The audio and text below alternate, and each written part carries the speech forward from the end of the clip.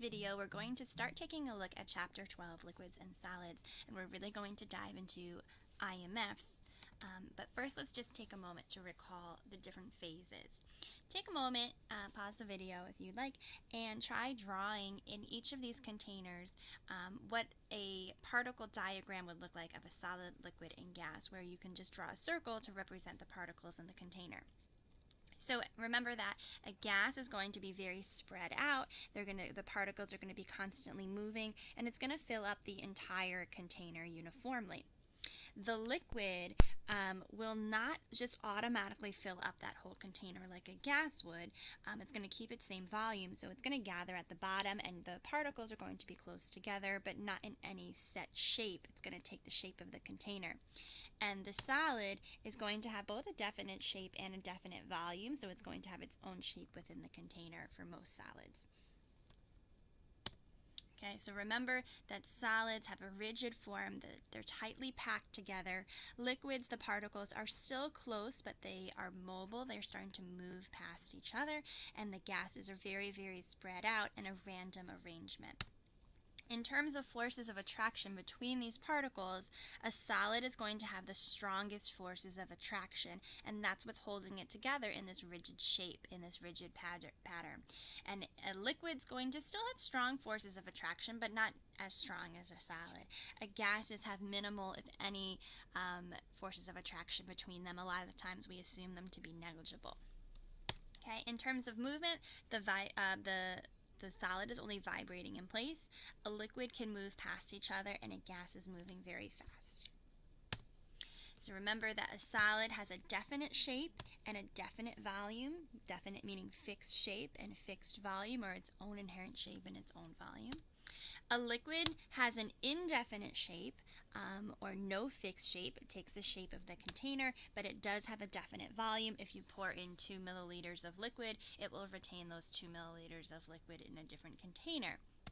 A gas has an indefinite shape or an indefinite volume. It takes both of that from the container. It will automatically fill up that container and take both the shape and the volume of the container that it's in. Okay. Take a moment. Another skill that we're going to need in this chapter is being able to figure out if a molecule is polar or nonpolar, because that's always going to be our first step in figuring out the type of intermolecular force, or IMF, between particles. So pause the video and figure out whether these molecules are polar or nonpolar. So remember that you can use that mnemonic device SNAP. If it's symmetrical, it's going to be nonpolar. If it's asymmetrical, it's going to be polar. But you can also use the geometry to figure it out. This first structure has 1, 2, 3, 4 domains. One of them is a lone pair. This is trigonal pyramidal. Trigonal pyramidal will always be polar because of the way the bonds are oriented. Or you can see, hey, this is asymmetrical. I have an F on this side, a lone pair on that side. This is going to be polar. So either way, that suits you. Okay, this is a linear structure, but one end is an H, one end is a BR. This is polar. It's asymmetrical. This is a symmetrical structure. BRs on either side. This is nonpolar. Okay, this is a bent structure. There's 4 domains, 2 of them lone pairs. Bent is always polar. I can also see right away this is asymmetrical. Just be careful when determining about symmetrical or asymmetrical, because sometimes water might be shown looking linear. We have an H on either side, but because the structure is actually bent, it is actually asymmetrical. So sometimes structures are not drawn according to their geometries. So it is always helpful to kind of still use those geometries. This is linear. You have the same atom on either side, so it's nonpolar. Just remember, if one of these was an O and one of them was something else, then it would be asymmetrical and therefore polar. So this is linear and nonpolar.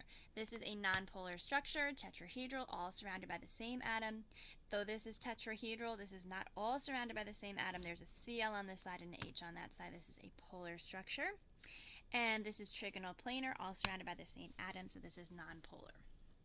Feel free to go back to one of the videos about polarity if you need more help with this. Again, take a minute, pause the video, and try this to recall whether a bond is polar or nonpolar, looking at just the bond between 2 elements. So O and H is between two different elements with two different electronegativities, so that is a polar bond. C and C is between two elements that have the same electronegativity, the difference would be 0. They have the same attraction for electrons, so the electrons would be shared equally between them, so this is a nonpolar bond. And C and O are two different elements with two different electronegativities. They would not share electrons equally, so this would be polar. In any of the polar bonds, you can figure out which end would be partially positive and which end would be partially negative based on the electronegativities. Remember, electronegativity is highest in the top right-hand corner of the periodic table, though we are not including noble gases in this, so fluorine is the most electronegative, oxygen is the second most electronegative. So if we're looking at OH, O is more electronegative than H, so O would be hogging the electrons. It has more of an attraction for electrons. That's the definition of electronegativity. So it would be slightly negative, and the H would be slightly positive. And remember, we could denote that with these little Greek symbols that look like 3/4 of an 8, or you could also put an arrow pointing to the O if you prefer, showing that the electrons would be denser or closer to the oxygen. Okay, CC I'm going to skip because it's nonpolar. Here, oxygen's more electronegative than carbon, so oxygen would be slightly negative, carbon would be slightly positive. Okay. Intermolecular forces, also called IMFs. These are attractions between molecules.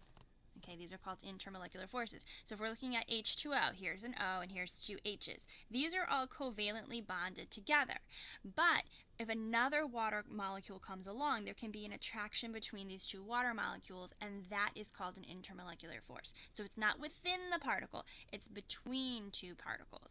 And a lot of times we're going to show them with these dashed lines so that they look different than covalent bonds. They are not nearly as strong as intramolecular forces, which are within the molecule, like ionic and covalent bonds. So this H is covalently bonded to this O. That's going to be a lot stronger than the attraction between two different water molecules. However, these forces are what holds molecules together in the solid and the liquid phase. We say, hey, in a solid phase, these particles are gathered close together in a set shape. How are they attracted to each other? It's with intermolecular forces, or IMFs.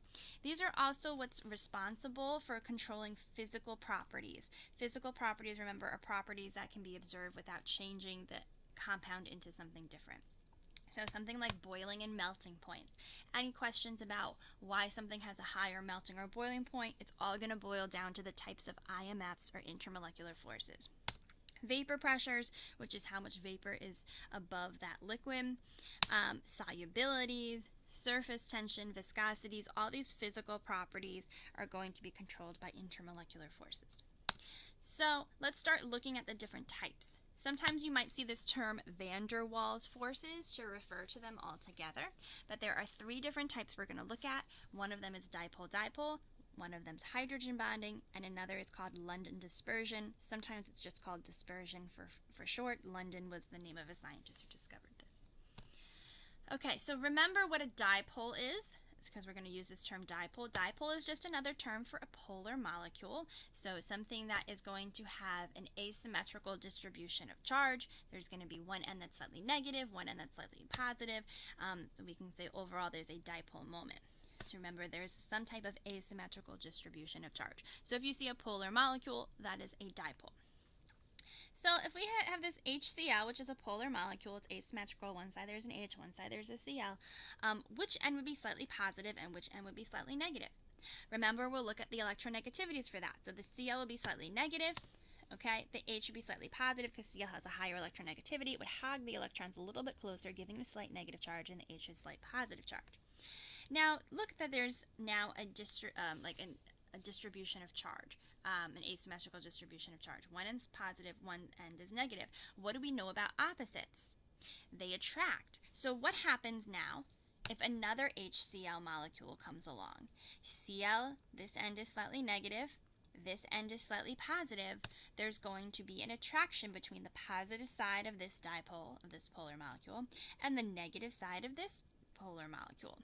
Okay, and then notice that this attraction I'm going to show as a dashed line just to make it different than the covalent bonds that are within the molecule. So these are 2 separate HCl molecules. They each have a polar covalent bond in there, and there's an attraction between these molecules, which I'm going to show with a dashed line. Okay, so the positive end of one is going to be attracted to the negative end of the other. So how do I know if there's going to be a dipole-dipole force? if you have a polar molecule. So you see a polar molecule, it will have dipole-dipole forces holding those molecules together in a solid or liquid phase if it's in one of those phases. Okay, so anytime you have a polar molecule, dipole-dipole interaction.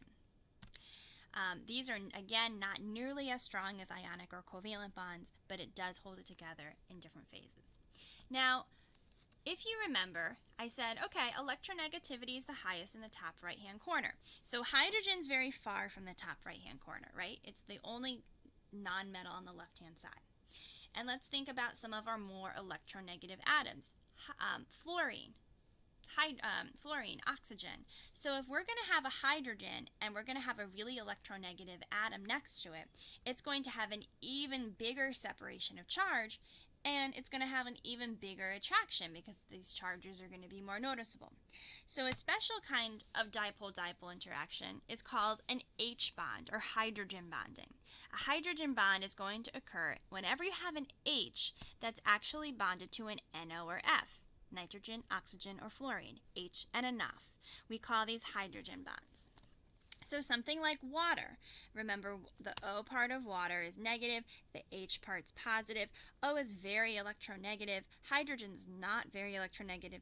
These differences are going to be really strong. So if another water molecule comes along, it's going to experience hydrogen bonding. The H from one molecule is attracted to the NO or F of the other molecule. So this is an intermolecular force, this hydrogen bond. Okay, this is not a hydrogen bond here, O and H. That's a covalent bond. That's within the structure. But the hydrogen bond is between the O in one molecule and the H in the other. So it's between the H and the NOF, NO or F, in the other molecule. Okay, this is a hydrogen bond. Again, notice that I'm showing the intermolecular force as a dashed line to make it look different than the covalent bonds. And I could have, in this case I'm doing vertical dashes, you could do horizontal dashes, but you just want to make sure it looks different than the covalent bond. So how do I know if I'm going to have hydrogen bonding? Again, this is between polar molecules, but it'll be a polar molecule that has an H in one, right, H in one, and the NO or F in another. Okay, so it's between an H in one molecule and an NO or an F in the other, and again, these have to be polar molecules. There's a couple requirements needed to hydrogen bond. The H itself has to be covalently bonded to the NO or F in the structure. So the H that is hydrogen bonding has to actually be covalently bonded to NO or F. This is going to give it a significant partial positive charge. The NO or F must also have a lone pair of electrons. And again, this second point is not usually as important because that's usually going to be the case. We're really going to focus on this. So when you find a polar molecule, in order for it to hydrogen bond, for that H to hydrogen bond, the H itself has to be connected to an NO or F. So take a moment and try this at the bottom. Which molecules could form hydrogen bonds with an identical molecule, and then identify which hydrogens within the structure can actually H bond, hydrogen bond. So in this, this is a polar molecule. It has an H actually connected to an NO or F, so this can hydrogen bond. Okay, the H's that would actually hydrogen bond could be either of these H's, because either of these H's are actually connected to the NO or F. This structure, though it's polar, it's asymmetrical, okay, it does not have an H that's actually connected to the NO or F. Notice the O is connected to a C. The H is connected to a C. There is no H that's actually connected to the NO or F, so this cannot hydrogen bond. Since it's a polar molecule, it will only have dipole-dipole forces. Okay, and this one can hydrogen bond. It has an H that's actually connected to an NO or F. Notice this H is actually connected to an NO or F. So either of these H's could hydrogen bond. None of these H's could hydrogen bond because they're connected to a C. So again, has to be a polar molecule, and the H's have to actually be connected to the NO or F to hydrogen bond. Okay, this is also what makes ice less dense than water, because these hydrogen bonds kind of make these waters at fixed angles and fixed spacing apart from each other, which lets ice kind of float on top of water. The last type of force is called a London dispersion force, and we can write it as LDF for short. In orbitals, remember that electrons are constantly moving. So even though electrons repel each other, it might happen at one point in time that they end up on the same side of the atom. So let's say here I have a helium atom. All of a sudden my electrons end up on one side. Well, what's going to happen to that one side if I have electrons? It's going to end up being slightly negative. And then this end, which has no electrons, is going to end up slightly positive. So all of a sudden, you've created this instantaneous dipole. Something that normally doesn't have a separation of charge, all of a sudden does because electrons ended up on one side. Now, what happens if I take this dipole, this instantaneous dipole, and I put another helium atom next to it? Well, this side is slightly negative, so it's going to repel the electrons in this structure, and it's going to induce the same change to happen as was in that first atom. So it's going to cause this to have a slight negative end and a slight positive end too. It's going to induce a dipole in the next neighboring atom as well. And then there's going to be an attraction between the positive side and the negative side. There's going to be an intermolecular force, as I've shown with this dashed line. So London dispersion forces, sometimes just called dispersion forces, are just attractions between something that automatically just instantaneously became a dipole and something that it's the induced dipole that it created that change in as well. So these are typically the weakest type of forces because these are electrons are constantly moving. They form and reform, and they are not going to be as strong as something that would have actual partial charges in there all the time. And these are actually present in all molecules. Anything that has electrons, all of a sudden they can end up on one side. This is the only type of intermolecular force, however, that's present in a nonpolar molecule. Okay, so polar molecules have London dispersion forces as well. It's just that it's usually not as prominent, it's not as strong, so we don't look at them as often. It's the only IMF in something nonpolar. How easy it is for electrons to end up on one side and for this to happen is called how polarizable the atom or molecule is. Okay. Larger atoms with more electrons are going to be more easily polarized and have stronger LDFs, stronger London dispersion forces. Why? Because if electrons are further from the nucleus, then they're not going to be as attracted to the nucleus and they're going to be able to move more freely from side to side. So they're going to be more able to be polarized, more able to end up on one side. Also, the more electrons you have, the greater this partial negative charge will be when they end up on one side, so the stronger the forces will be. Okay, so as the number of electrons go up, okay, and we can also, as a shortcut, just look at the molar mass. The heavier something is, the more electrons it's going to end up having, so they're related to each other, directly related to each other, the higher the dispersion forces. So the more electrons, the stronger the dispersion forces. And this is something we're going to revisit in this chapter when we're ranking the strength of forces. Okay. So just for an example, these are two nonpolar molecules. They are symmetrical. Which would have greater London dispersion forces? Okay, this one would because it has more electrons and therefore it would be more polarizable. So structures that have more atoms in it and more electrons, or you can also look at this as a higher molar mass than this, is going to be more polarizable. But it really comes down to the fact because they have more electrons that they are more polarizable rather than actually the mass of it. Okay, so just an IMF summary, all molecules will fall within this circle. So all molecules have LDFs, okay? Then if you are a polar molecule, you will fall within this circle. Notice that you are also within the bigger circle, so you still have LDFs, but you also have dipole-dipole forces. And if you are a polar molecule that has an H bonded to an NO or F, then you will be here. You will have hydrogen bonds. Notice you are still within the dipole-dipole circle. You still have dipole-dipole. And you are still within the LDF circle. You still have LDF. So these are kind of cumulative. Okay, if you have H bonds, you also have dipole-dipole and LDF. If you have dipole-dipole, you also have LDF. But really, what's going to happen is hydrogen bonds is the strongest for the same size particle. Dipole-dipole is a little weaker than that. London dispersion is the weakest. So a lot of times we're just looking at what's the most prevalent force. If particles have the same types of IMFs present, then we're going to go by which has the most electrons, because then you're going to have LDFs being stronger than the others. And this is something we will come back to when we're ranking strength. Okay?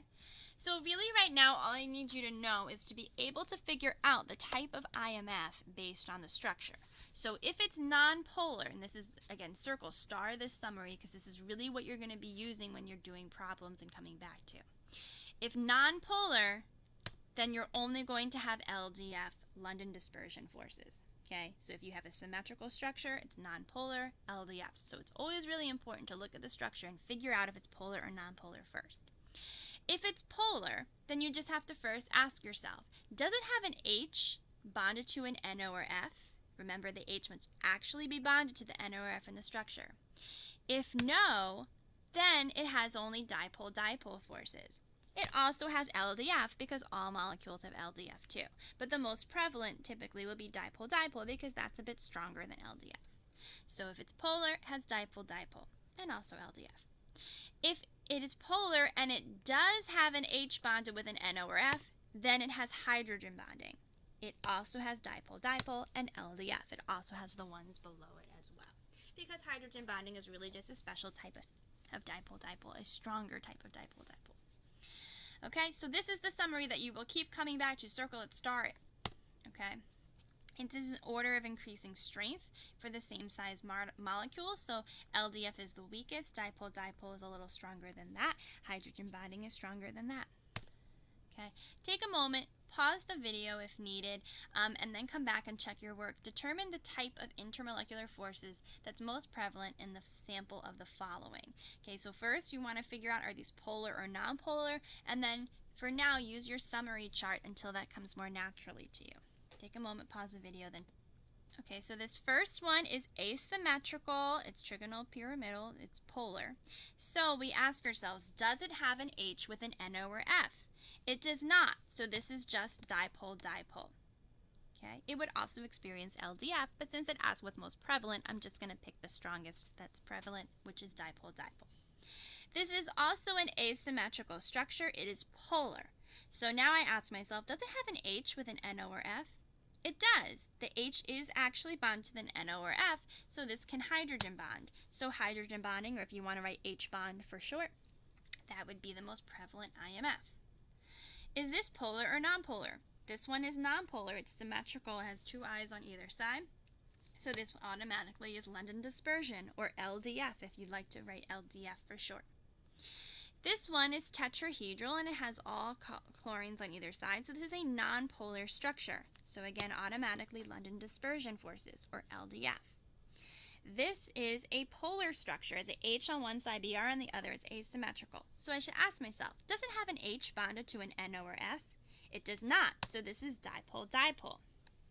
And this is just an atom, which I could assume to be symmetrical. This would be nonpolar, so this would be London dispersion. So if you see just a single atom, you could say London dispersion. Okay, take a moment and try this next set of examples. Pause the video and then give it a shot. Okay, for this structure, this is asymmetrical. Okay, we've got C, then we've got OH. This is asymmetrical. Okay, does it have, so it's polar. Does it have an H bonded to an NO or F? It does. The H is bonded to the O, so this would be hydrogen bonding. This here is a polar structure. It's asymmetrical. F on one side, we've got double lone pair on this side. It's also trigonal pyramidal if you want to use that. Does it have an H bonded to an NO or F? No, it does have fluorines, but it doesn't have a hydrogen. So the strongest this could experience with another molecule would be dipole-dipole. This is a nonpolar structure. It's symmetrical. This would then be London dispersion. Nonpolar can only experience London dispersion. This is also nonpolar, so this is London dispersion, and on either side. This is asymmetrical. This is polar. So I ask myself, does it have an H bonded to an NO or F? It does, and the H is actually bonded to the F, so this can hydrogen bond with another HF. This is a linear structure with O's on either side, so this is nonpolar, so this would be London dispersion. This is a bent structure. This O has 4 domains. 2 of them are lone pairs, and that's why it's shown bent here. Okay, so this is asymmetrical. It's polar. So I should ask myself, does it have an H bonded to an NO or F? No, it does not. So this is dipole-dipole. So notice I'm really using that summary slide to answer all of these questions. I first figure out if something's polar or nonpolar, and then I can use that summary slide, and soon that will come naturally to you. But that's kind of the thought process. Okay, just as a hint, remember if the structure is not drawn, you would draw it, but a lot of times too, you might want to figure out the geometry of the structure. If there's lone pairs on it, typically it's going to be polar. Remember all those geometries. And then also, if you see a molecule with C's and H's only, okay, the structure will always be nonpolar. The electronegativity difference between C and H is so negligible that the entire structure, no matter how it looks, is going to be nonpolar. So if you have a hydrocarbon, C's and H's only, hydrocarbon, it's going to be nonpolar. So that's a really nice shortcut to know rather than like analyzing the structure.